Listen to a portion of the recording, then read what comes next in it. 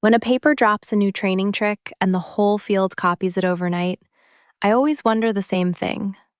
Where did that idea even come from? Is it math? Is it luck? Is it just someone being clever in the shower? The honest answer is all of those, and usually more than one at once. There's no single faucet that new methods pour out of. There are about four, and the best work braids them together. Let me give you the four, each with a real example you can check. Start with the romantic one. Someone sits down with a pencil and derives a better method from pure math. Does that actually happen?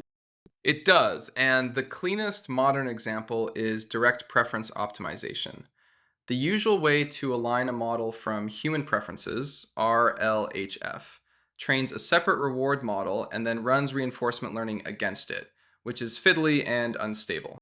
Right, the reward model plus PPO pipeline everyone complains about. So, what did they actually do differently? The Stanford group noticed the reward maximization problem RLHF is solving has a known closed form answer, and they algebraically inverted it, rewriting the reward in terms of the policy itself. The reward model just cancels out, and you're left with a simple classification loss on preference pairs.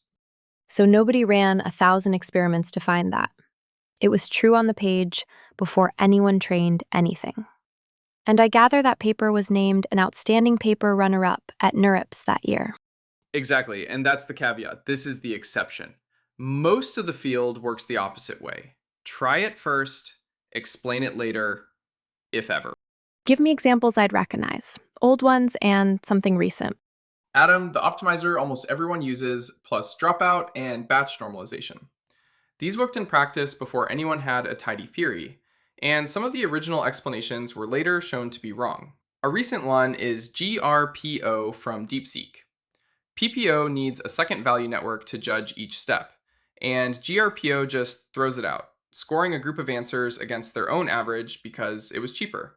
And the way you'd ever know a change like that is really responsible is the ablation, right? Change one thing, measure. That's the lab bench of the whole field. The third source is the most surprising one.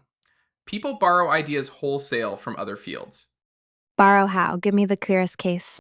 The whole family of diffusion models, the thing behind most image generators, traces back to a 2015 paper that explicitly took its math from non-equilibrium thermodynamics, the physics of how systems settle out of disorder. So a physics idea was just sitting there until someone realized it described image generation? Pretty much. It sat fairly quiet until a 2020 paper connected it to denoising and score matching and made it generate sharp images. That's when it took off. Borrowing is common. Attention itself grew out of older ideas about alignment and retrieval, of looking things up in a memory rather than cramming everything into one vector. Last source. And I have a feeling I know where this is going. Scale. Sometimes the breakthrough isn't a clever method at all. It's taking a simple, general method and pouring in far more compute and data. Rich Sutton wrote a short essay in 2019 called The Bitter Lesson, making exactly this argument. Why is it bitter, though? Sounds like good news if you have the GPUs. Bitter for the researchers, because over and over, the handcrafted, knowledge-rich approach gets beaten by a dumber method that just scales with search and learning. It's humbling, but it's a genuine source of methods, because deciding to bet everything on scale is itself a research call. So those are the four faucets. But what does the day-to-day actually look like? And be honest with me about luck. You start with a hunch, run a small, cheap experiment, ablate to find what's really responsible, then ask the brutal question, does it still hold at scale? Most ideas die right there, and luck matters a lot. Diffusion needed the compute and data to catch up, so the same idea can be a dead end one year and a revolution the next. Step back for me. Why is this field so experimental in the first place? Other sciences seem to lead with theory.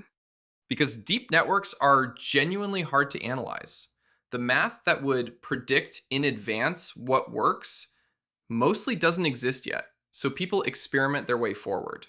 In 2017, a researcher named Ali Rahimi accepted an award and called the field alchemy. Things that work brilliantly that we can't really explain. So pull it together. If someone asks me whether AI research is math or luck, what do I tell them? Tell them it's disciplined empiricism. Theory sometimes leads, like DPO, but more often it follows and explains a thing that already worked. Mix in borrowed ideas, the relentless pull of scale, a real dose of luck and timing. That braid, not any single faucet, is where new methods come from.